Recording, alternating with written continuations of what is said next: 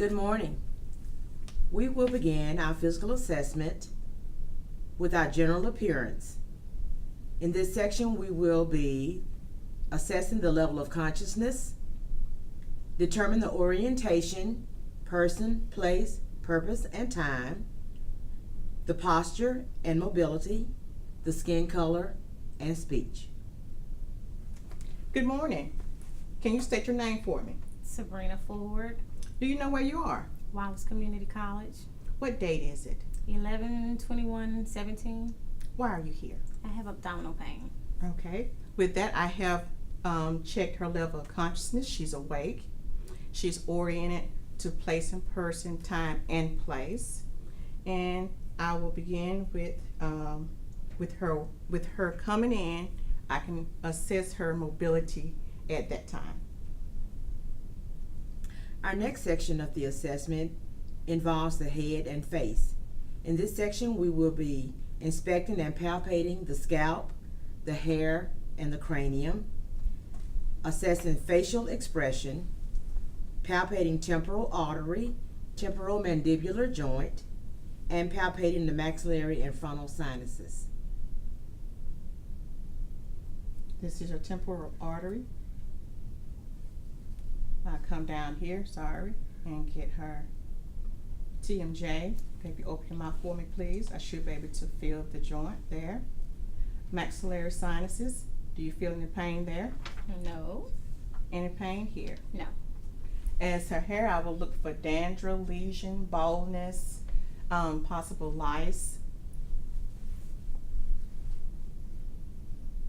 Our next section involves the eyes. We will inspect the external eye structure and inspect the conjunctiva, sclera, and irises. We will assess Perla. With Perla, I have the client to look straight ahead, cover one eye, shine the light, and the pupil should constrict. And I will assess both sides. That's Pearl, P-E-R-R-L. Pupils equal round and reacted to light. Accommodation, I have the patient to look at the tip of my light. And as I move it forward, I want you to keep your eyes on the light, okay? And as the nurse, I am assessing her pupils to see that they constrict as I move forward. And when I move back, they should dilate. And they did that. That's Perla. You would assess visual acuity using the Snelling and Hagar eye chart. With the Snelling chart, you will have your client to stand 20 feet away from the chart and read the smallest line possible with or without glasses, and that's the line that you will record. With the Jaeger chart, that could be a newspaper, something with small print, and they have some pre-printed commercial Jaeger chart, or you just have newspaper, have them to read that with or without their glasses. Our next area of assessment moves to the ears. Here you would inspect the external ear for size, shape, and symmetry of the auricle. You would use the otoscope to inspect tympanic membrane.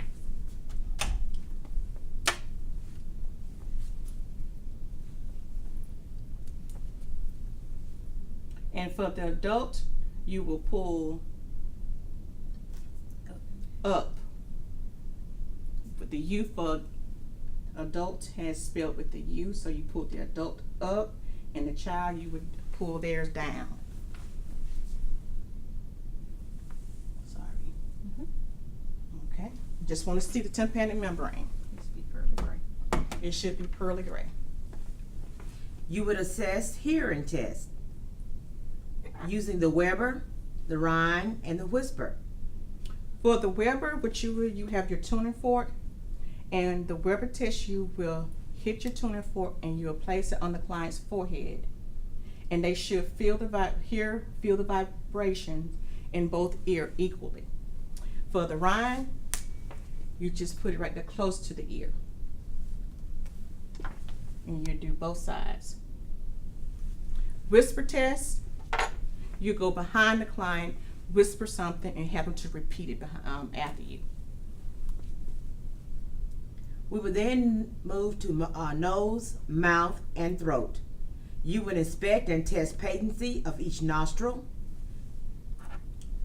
Inspect the mouth, tonsils, the palate, the tongue, the uvula, and the teeth. Verbalize how to check gag reflex and use the otoscope to inspect the internal nose. Okay, for the nose, for patency, you can just occlude one side. Breathe out for me, please. Out the other one. That's patency. What's the other one? Inspect the mouth for the tonsils. Mouth, you have to open the mouth, open their mouth. Okay, and I will look for those structures. The soft palate, the tongue, the hard palate, which is roof of the mouth, the teeth, the condition of the teeth. And I want to see the uvula. Say I for me. I want to see that. And the gag reflex, you'll get a clean tongue blade, and you will stick in it and have the client open mouth, and you will stick it back there in order to get a gag out of the client. As far as the nose, You can use your pen like yeah.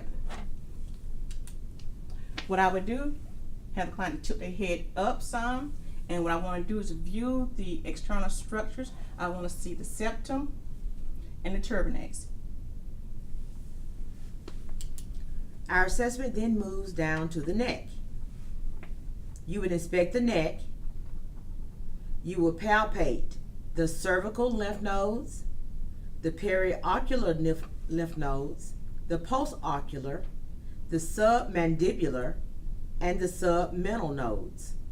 Okay, for the neck, I want to first inspect, make sure that the esophagus, the trachea is straight. Okay, then I'm going to palpate for the lymph nodes. Here, the pre-auricle nodes, go behind, post-auricle, come down, come under the submandible, and go on down to the cervical. You would palpate the carotid pulse. The carotid pulse, you would do that one at a time. Never at the same time, because the patient can pass out. You would palpate the thyroid gland. For the thyroid gland, you can have trace the trachea and have the client to swallow, and you're going to just palpate ever so gently. You should feel the thyroid as it comes, as the esophagus move up and down. You would observe for JVD. For the JVD, you have your client to lay down as flat as possible, and then you will raise your bed up to 45 degrees. The head of the bed up to 45 degrees. Instruct the client to turn their head away from you so that you can view the carotid artery, the jugular vein. Sometimes when you lay them down, you may be able to, it may be visible, but as it come up, you should not see it. At 45, you should not see, but just see the pulsation. The vein itself should not be distended.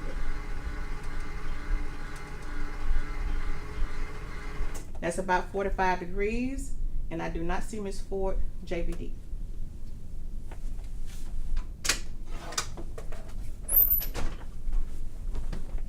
You would check range of motion and muscle strength of the cervical spine. Okay, for this, if Ms. Ford, if you would sit to the side of the bed for me. Okay, stand up for me. All right. Range of motion, you can have your client just do a couple of exercises, like raise your hand up, down, take one arm, go around, other arm, go around, leg, make an 8 with your foot. Okay, do the other one. Write the number 8 with your foot. Okay, do the other one. All right, thank you, ma'am. What else there? Okay. Spinal, Cervical spine. cervical spine. I have the client to turn around. Thank you, ma'am. Touch your toes for me. And what I want to do is just look at her spine, see that it's straight, see if there's any curvature to the left, right, or if there's a hump in her back. And that has to do with her posture too as well. Have a seat for me, Ms. Ford. Our next area of assessment moves to the chest. You would inspect the anterior chest and the use of any accessory muscles and position. No use of accessory muscles. Accessory muscle would be if she was, show me use of accessory muscle for the student. Okay, that's what you would see for accessory muscles, but here there are none. You would then auscultate the anterior breath sounds using side-to-side comparison. For anterior, that is 8, and you want to start here at the top of the lungs. So right here in the clavicle, you can start here. That'll be 1, 2, comparing those sounds. 3, 4, comparing those two sounds. 5, 6, comparing that. And 7, 8, comparing those two sounds. You would then count the apical pulse. Apical pulse is on the left midclavicular, fifth intercostal space, and you use it for a female right there under the breast. And if the female is wearing a wire bra, it's right there where the wire is. But if not, you come up under, and you can count too, starting up here, the number of spaces. But here we're just going to go right here under the breast, and you can do the apical pulse right here. And you count for 1 full minute. When listening for hard sounds, you would auscultate and identify the aortic, the pulmonic, Erb's point, tricuspid, and mitral valve. The aortic is on the right side. It's on the right midclavicular, second intercostal space. The pulmonic is right across the sternum, so it's the left midclavicular, second intercostal space. The Erb's is the third or fourth intercostal space, and then you have the tricuspid, which is at the fourth, depending on how big the chest is, and then the fifth, which is the mitral valve. You can right at the fifth intercostal space. You would then inspect the posterior chest area.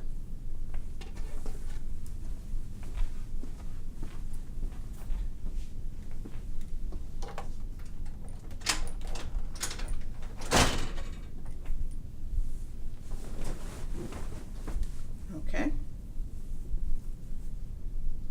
Symmetrical. You would then auscultate posterior breath sounds using side-to-side comparison. On the back, there are 10 spaces. And again, you start at the top. 10, you're going to do side to side. 1, 2, 3, 4, 5, 6, 7, 8, 9, 10. And you don't want to go too far down off in on the back here. And you want to kind of flare out like a U on the side so that you can get the lungs. At this time, you would identify any abnormal lung sounds, such as rhonchi, wheezing, crackles, or stridor. And you can verbalize that upon your assessment. Our next area of assessment moves to the breast area.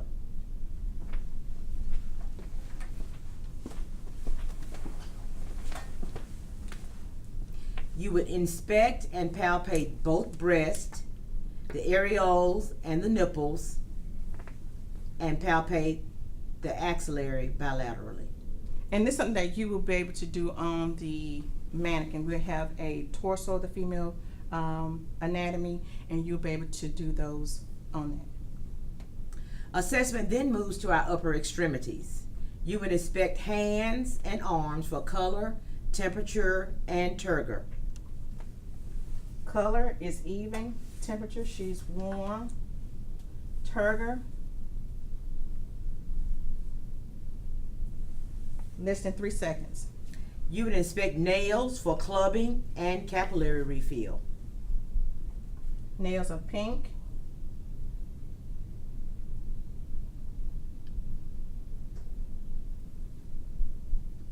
Capillary refill on the finger, less than 3 seconds. You will palpate radial and brachial pulses for presence, quality, and rate.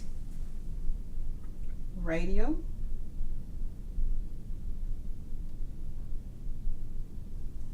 And I'll palpate those for the a whole minute to get a count. But just being able to identify them is essential.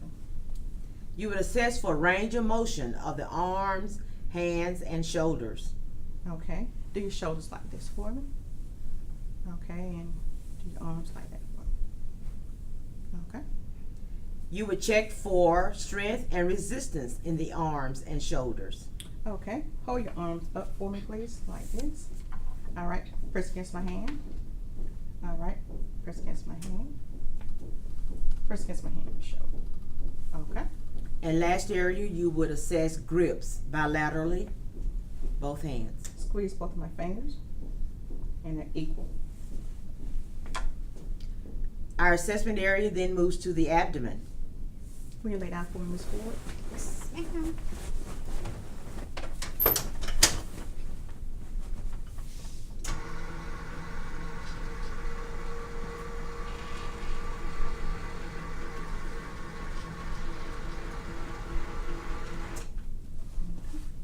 Comfortable? Okay.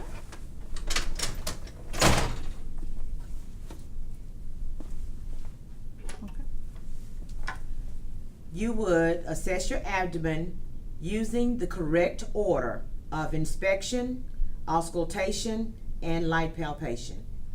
Okay. We will start with inspection first. That is to not disturb the bowel sounds. Okay, then I would do auscultate. And we're going to just do it for this video here, the way the bowel empties. It's starting here at the left lower quadrant, right lower quadrant, right upper quadrant, left upper quadrant. After I have auscultated, then I can lightly palpate, not jabbing, but slowly, just in wave-like motion, going over the whole abdomen. Ms. Ford, is there any discomfort? Yeah. Okay. No abdominal pain noted. At this time, you would be listening for hypo, normal, or hyperactive bowel sounds. Our assessment piece then moves to reproductive. You would ask the male client if they perform monthly testicular self-exams. For a female, do I do breast exams? Yes. And I do. Our next area's assessment moves to the lower extremities. You would inspect the legs and feet for color, temperature, and check for edema. So if your client was in a gown, you just look at their legs, see if the color is even, and also look at hair distribution, because that's a great indicator too if there's any circulatory problems. Okay, looking at the feet, you'll look at the toes to see if there's any discoloration, and you'll also do the capillary refill test on them just to see if they will, if the capillary refill less or greater than 3 seconds. You would palpate for peripheral pulses, femoral, tibia, posterior tibia, dorsalis, and medial pulses. The femoral pulse is right here in the groin area, in the guinea area, and you can check that. The popliteal, you'll ever slightly just bend the leg just so, and you want to go in the back of the leg and palpate there for the popliteal pulse. And then for the dorsalis pedis, which is on top of the foot, right there between the greater toe, and then the posterior tibia go in the back of the heel, and you palpate there. You will then assess for Holman sign and verbalize when not to perform. The Holman sign is done with the client leg slightly bent, and you take the foot and you would bend, dorsiflect the foot. And if the client has any pain during this process, that's a positive Holman sign, which indicates a possible blood clot. If there's no pain, then that indicates no blood clot. But you would not do this test if a client has a history of blood clots. You will then assess capillary refill, range of motion of the hips, knees, ankles, and feet. Okay, for the hips, I can just take Miss Ford's leg and I can just ever bend it so slightly.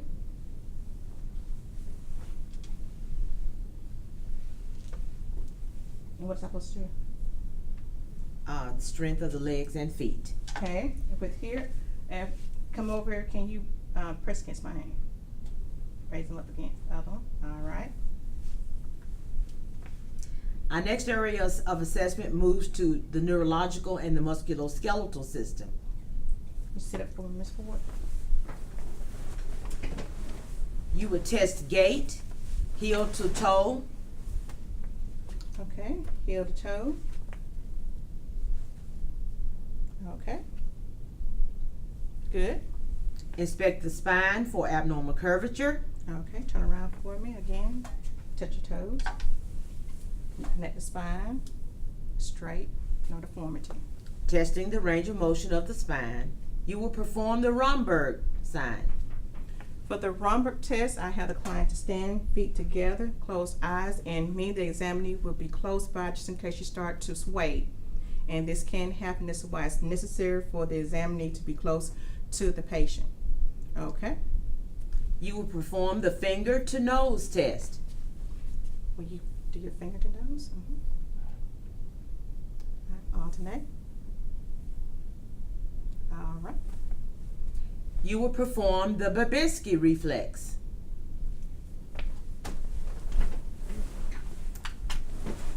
You can lay down. Yeah, you can lay down. And with this one here, you can take the tuning fork and you go on the bottom of the foot, and it should flex. Tickles, okay. Okay. You will perform deep tendon reflexes of the biceps, tricep muscle, patellar, and Achilles tendon. All right. Okay, have the client to relax.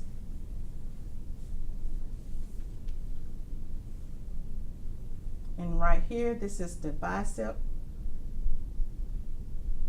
And you should be able, you will feel the client kind of flinch, a little bit with this one.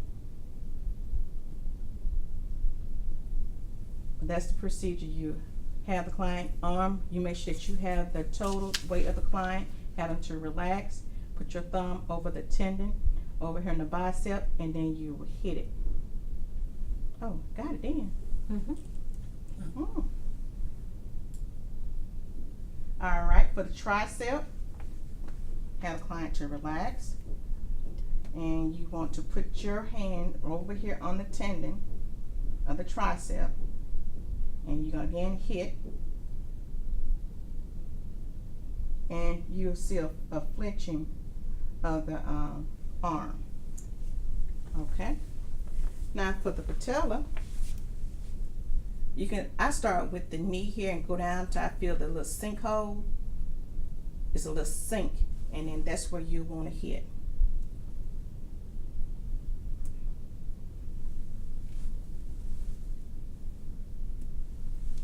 And that's both of them. Okay. Down here, you want to hold the client's foot firmly in your hand, and what you're going to feel it points down towards your hand for the Achilles tendon. All right, got it. Surprise myself every time I do it. All right. You would then test sensation in the arms, hands, and fingers. Okay. With this, I'm going to use a gem clip, and I pull the end out. I'm going to show the client what dull is. This is dull, and this is sharp. Okay? Close your eyes for me. I want you to tell me what you feel. Sharp. Dull. Sharp. Dull.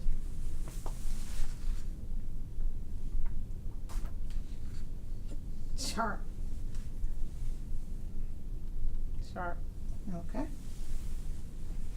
Sensation present.